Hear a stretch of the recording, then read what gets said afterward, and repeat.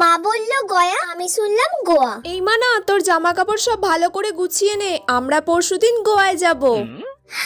Wow, আমরা পরশুদিন গোয়ায় যাব। মা, খুব মজা হবে তাহলে, সবাই মিলে আমরা গোয়ায় যাব।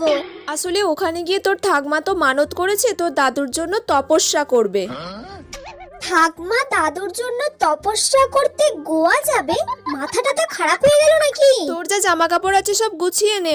ও মা, আমার সব গোছানো কমপ্লিট। বাবা, গোছানো হয়ে গেল এক্ষুনি? কি কি জামা কাপড় নিলি?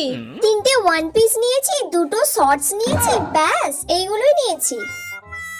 এই মেয়েটার কি মাথাটা তা খারাপ হয়ে গেছে নাকি? ও গয়ায় যাবে, গয়ায় গিয়ে শর্টস পরবে, ওয়ান পিস পরবে।